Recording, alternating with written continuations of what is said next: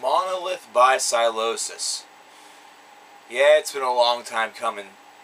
A lot of you have requested that I have reviewed Sylosis for a very long period of time, at least a year. Of course, last year their album Edge of the Earth came out, and many people were furious at the fact that I didn't listen to this record at all. In fact, I got some comments on my top 25 list last year saying that if you would have reviewed Sylosis, if you would have listened to Sylosis, it would have been on the list. You would have absolutely loved it. It would have been something that would have invaded your mind and your soul and everything. Well, even though I would like to consider myself the guru of greatness, the fantastic coverkillernation who is able to listen to all things, it's not possible. There's just too much out there. I did have the opportunity to listen to Edge of the Earth, however, it was not until earlier this year, and it was a great album. Fantastic release. Shows a lot of promise. And now with their 2012 album, Monolith, a band that's actually releasing an album a year, good stuff. This album, however, is something where core fans are going to have to make a decision between this one and between Edge of the Earth. Edge of the Earth received so much positive attention, so much acclaim, considered to be such a groundbreaking disc for these guys, then it's really going to be kind of difficult for people to discern between that one being better or Monolith being better, because the two of them, for me at least, definitely feel to be a little bit more on par. This is a band that's able to combine many different aspects of music. They're able to combine a little bit of thrash metal, they're able to combine a little bit of metalcore, they're able to combine a little bit of death metal, and they're able to combine a little bit of progressive to make this super hybrid that is incorporating all these multiple styles and these multiple ideas in order to create this monster of a beast that really in between songs can sort of minorly change at the drop of a hat. Now, we're not talking between the Buried in Me style change where it really just goes from one end of the spectrum all the way to the opposite. No. Instead of this being, transitions really for the sake of multiple experience and multiple references, multiple bands that they have taken a lot of inspiration from, instead this is something where there's a little bit of cohesion to it. They're trying to blend these styles and incorporate them together without there being that large of a frame shift, so to speak. For example, in track number 1, you can definitely hear the thrash in there. You can hear a little bit of the progressive aspect, and then all of a sudden, with just one little subtle change, it sounds like something that would be akin to a death metal record. And that's the one thing that a lot of people, I think, are really attaching themselves to this band. Not only are they writing good music, but they're writing music in so many different subgenres. It really is able to bring a lot of different people together. They're able to pack in so many different things that it's almost like they're trying to create a new style of metal and call it hybrid metal or something like that. And if you do that, then, of course, you have to consider all the other bands that would be a part of it. There would be a rather large truckload. However, it would be, restrictive, considering we just came up with this like 5 seconds ago. Sylosis' Monolith does have a lot of positive things to offer, and the one big thing that it has is those wow moments that you really need on a record of this magnitude, especially after your previous affair was generally well received.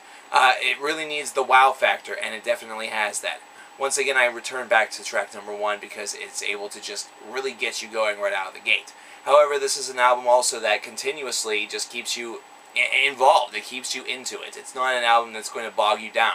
Instead, it's an album that's able to retain your attention. It has enough of those slight differences that I mentioned earlier in order for you to feel like every single track is able to boast something a little bit more unique than the last one. It's not something that necessarily bogs you down with a lot of filler or, bogs you down with a lot of, one-dimensional monochrome music that just kind of, is bookmarked by really, really good songs. It's definitely something where each and every track definitely has a little something to really show its respect to.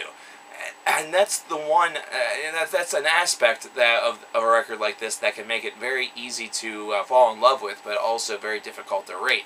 Mainly because you're hearing this very solid release, and the emotions that are being conveyed to you are all, generally positive, but at the same time, you have to understand that is it something where it is really too good to be true? And with an album such as this, and with a band such as this, that really isn't the case. However, here's my major conundrum. Here is my major reason why this will not be number 1 this year. Each and every one of these tracks are solid.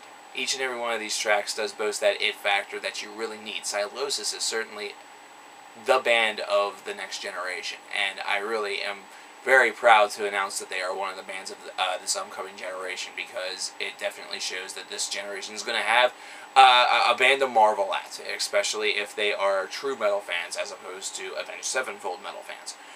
And also, because of that it factor, you kind of have to take a look at these songs from a little bit of a different perspective. You have to look at them from comparing them to how you felt about the album that you thought was #1 prior to this. For me, of course, was Creator's Phantom Antichrist. Whenever I listen to that record, I literally had my jaw on the floor multiple periods of time. The Eargasm video that I posted earlier last month, that moment happened to me literally throughout the entire disc.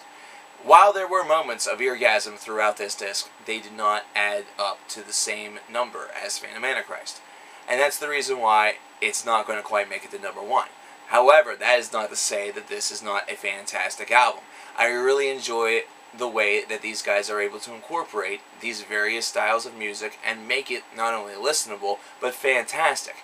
Instead of it sounding a little bit bogged down, instead of it sounding a little bit, more like a simulacrum to a lot of the other bands that are hybridizing things and throwing in djent or things like that, bands like Periphery and things like that, instead of a band like that, that really just sort of, blends things and blends them well, is able to excel at certain aspects, but at the same time sometimes leave you thirsting for more.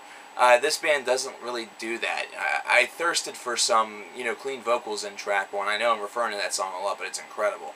I thirsted for a little bit more of the clean, because I felt like it could harmonize some situations a little bit better, but I'm not here to tell the band how to play its music. I'm here to say that this is an album that is certainly a force to be reckoned with in the future. This is a band that certainly has now made 2 consistent records, and has proven by the creation of the second consistent record that it's not something that's going to be going away anytime soon. It's not like they forgot how to write, and this was a flash in the pan with Edge of the Earth. No, Monolith certainly has fulfilled that role very, very well. And even though it is not even their 3rd record, I have to say that it's not a sophomore slump, because you could call Edge of the Earth kind of the freshman standout, the stalwart, and then you, of course, had the sophomore slump. That didn't happen here, but in reality it's their 3rd record, so the metaphor really doesn't make that much sense. It doesn't have the junior jitters if you really want to go that deep into the metaphor.